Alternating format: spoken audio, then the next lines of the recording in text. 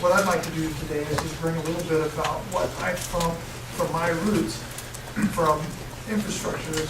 What were the top things that we talked about at CH as far as security goes, and what are they talking about in the industry? What are the top things you guys really need to be thinking about? The highest on the list for most folks is that patching old applications and making sure those things are secure. Best example of that is Java. The World Wide Web uses a ton of Java out there, and most people will install it and walk away with it. It's an easy target because it's everywhere, and so everybody's always trying to hack it. And what most people do is they just ignore that little balloon that pops up there on the taskbar and says, hey, I got a new version of Java to install. Because that auto updater is out there looking for new versions all the time. Everybody ignores it. And so that's a really good example.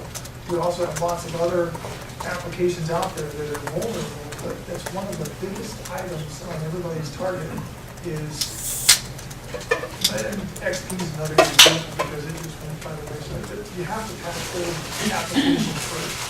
Operating systems are another thing that's an easy target. And we try and mitigate that here at Optimum by running Atlas and making sure that you guys are automatically patched.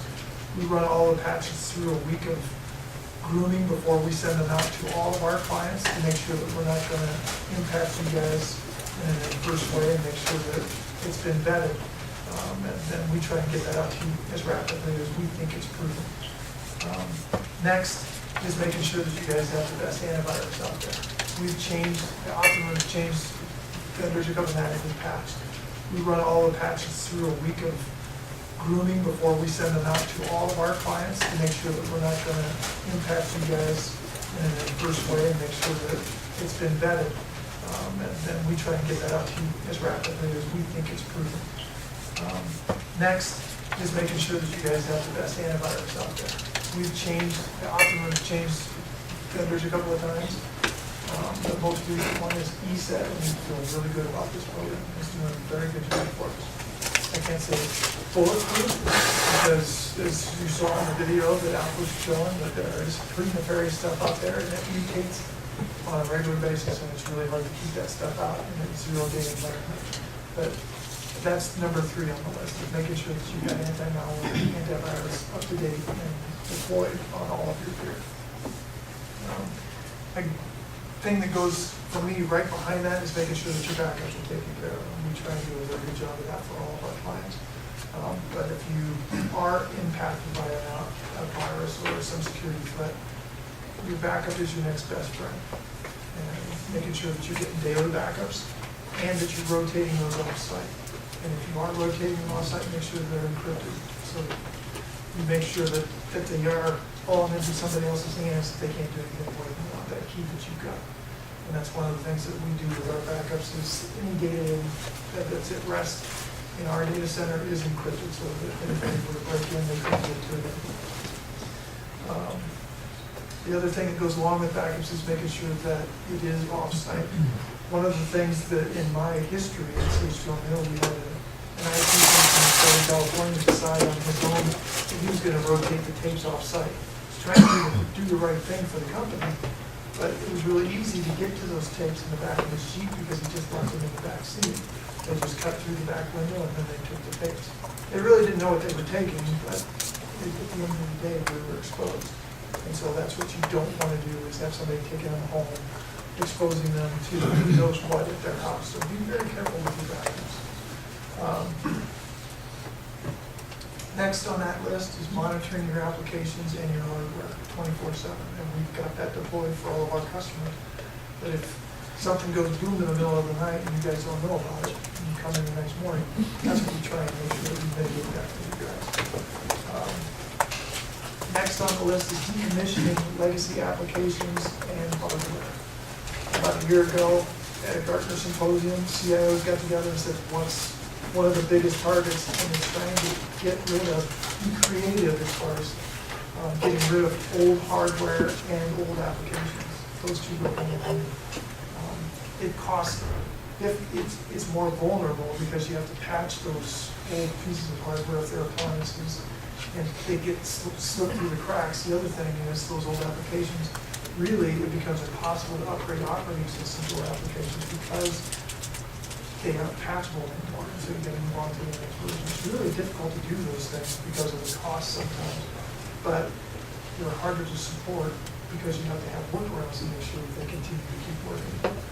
At a big environment like CH2 and Hill, what we did to try and mitigate those things is we put in what's called a transparent firewall so that you could mitigate who could actually get to it and also what ports were open to it. So it's on the inside, and we still have a firewall between it and our end users so that we can pick out, Alf, you can get to it, Joe, you can get to it, but nobody else could. And you can only get to it on these well-known ports that we know that you have to have. But that's not really something that's readily accessible for our clients. And so it's something what we try and just keep reinforcing. Let's make sure that we're trying to stay a little bit more technology advanced than 10, 12 years ago. Configuration management is another thing that falls in right behind that. Configuration management is another thing that falls in right behind that.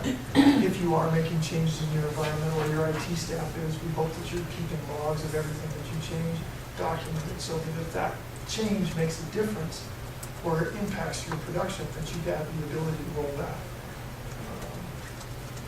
And then security for your end users. One thing that we find when we come into a new client is that their password policies are very lax. People will be using the same password for the last 10, 15 years. Right? I don't want to change it because change is hard for us humans, and so we really need to make sure that we're trying to put your best foot forward by making sure we're implementing changes in passwords as well as stringent policies for passwords. We recommend a minimum of 8 characters and see that in a minimum of every 90 days you rotate those passwords.